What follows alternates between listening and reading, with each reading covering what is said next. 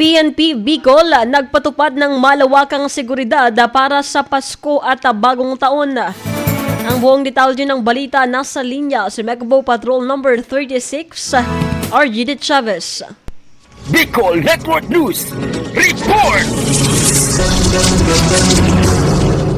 Inanunsyo ng PNP Bicol ang mas pinagting na mga hakbang sa seguridad bilang paghanda sa pagdiriwang ng Pasko at Bagong Taon. Ayon kay Police Brigadier General Andre Perez Dizon, Regional Director ng Police Regional Office 5, ang mga hakbang na ito ay nagdalayong tiyakin ang kaligtasan ng bawat Bicolano sa kabila ng inaasang pagdami ng mga tao at aktibidad sa mga pampublikong lugar. Anya, magpapadala ng karagdagang mga pulis sa mga lugar na may mataas na volume ng tao tulad ng mga malls, palengke at transport hub na magsisilbing proteksyon at magbibigay ng tulong sa oras ng pangangailangan. Kaugnay nito, magtatalaga din ng quick response team na may espesyal na kakayahan sa paghawak ng mga krimen, aksidente at iba pang mga insidente. Sa ganitong paraan, magkakaroon ng mas mabilis na pagtugon at solusyon sa anumang hindi inaasahang pangyayari. Samantala, ang PNP Bicol ay makikipag-ugnayan din sa mga lokal na pamahalaan at mga sektor ng transportasyon upang masiguro ang maayos na daloy ng mga tao at sasakyan.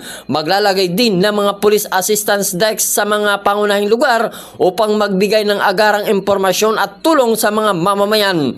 Sa kasalukuyan, hinihikayat ni Police Brigadier General Dizon na maging alerto ang bawat isa sa anumang oras at makiisa sa kanilang hangarin na maging ligtas ang pagdiriwang ng Kapaskuhan at pagsalubong ng Bagong Taon. Kasama mo sa pagbabalita sa Bicol Network News, ito si Mego Patrol numero 36, RG Chavez sa taktunay na serbisyo.